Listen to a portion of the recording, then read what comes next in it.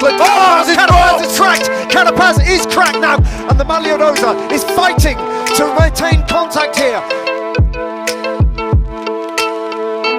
Hindley knows he's got an opportunity. It's now or never for the Australian.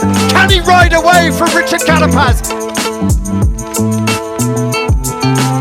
That is one of the steepest sections still remaining. It looks like this might be enough to win the race overall. A brilliant ride from the Australian. By far his greatest moment to date on a bike. Tumbling down for Richard Carapaz today. A bitter, bitter, painful defeat for the Australian.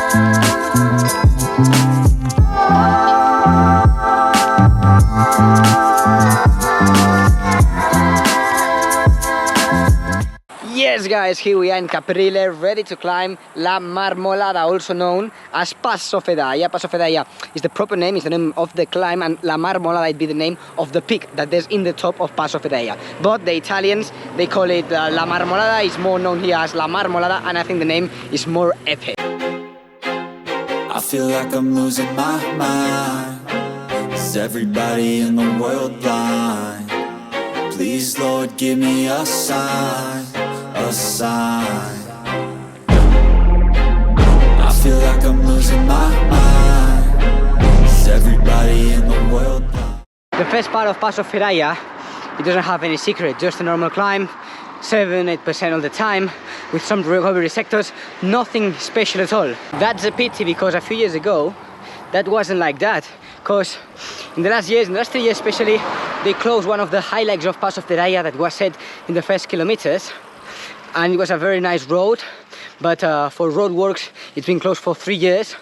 Here you have a post explaining everything. Here below the tunnel you just see the old road. It was so spectacular, but back in 2018 a big hurricane hit hard in this area of the Dolomites, and yeah, destroyed many things. One of these things was the old road, old and beautiful road, where many people by foot and also by bicycle, they used to climb to the top of La Marmolada. Now just we've got the main road to get to the top of La Marmolada. Still okay, but it's not as beautiful as the old road that they are building back again. $6 million project to repair everything that hurricane destroyed 4 years ago. The best way to approach this climb is go from less to more, exactly like did Jai Hindley back in 2022. He was in the first part of the climb, hidden inside the peloton, just waiting to the last part where you have to deliver all the power you've got in your legs. Carapaz is cracked! Carapaz is cracked now! Kemner, if he knows that, needs to pile the pressure on him. I'ma stack bricks up, build what I want to make. This is the straight everybody talks about in La Marmolada. Terrific, 13-14%, and it's very mental because it's a long straight, very consistent, and mentally it kills you. Simone, the Italian climber, he always said that this point of the climb, the last 5 kilometers we are riding just right now, made that, yeah, Passo Fedaia was the toughest climb of the whole world.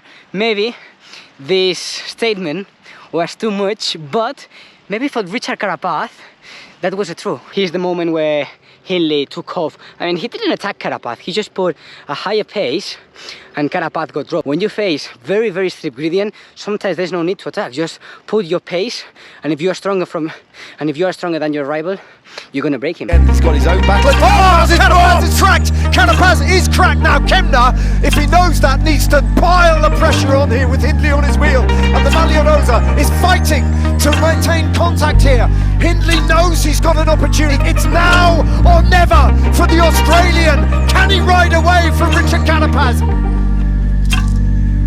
You can see that almost like a bridge on stilts there ahead of him. That is one of the steepest sections still remaining. This man, who came so close to victory in 2020.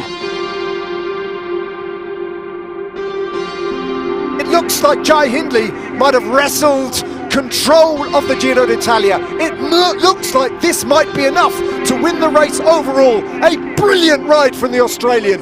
By far his greatest moment to date on a bike. He's 3 seconds. Hindley has taken that Marmolada from Carapaz. After the steep straight where Carapaz got dropped from Hindley, the road starts getting twistier, and in these switchbacks is where the butcher Marco Pantani did something great back in 1998. His teammates, especially one domestic, told him that, okay, Marmolada is a tricky climb because the beginning is easier, but then the last 5 kilometers is a wall. So Marco saved some power for the last kilometers because if you hit the wall in the last part, you're gonna suffer a lot. Marco listened to his teammates very carefully, and when he got here to the Marmolada, he started attacking, he dropped everybody. And when he made the summit and then the downhill, once he get to the bus with his teammates, he came to his teammates and he asked them, where was that tough part from La Marmolada, because I didn't see it. That was Marco Pantani.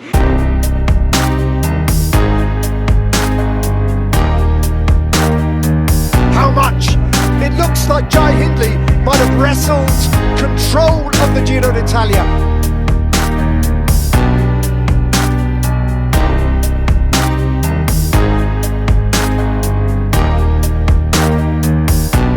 And in front of this tunnel is the summit of La Marmolada. The Giro d'Italia finish line was just over here.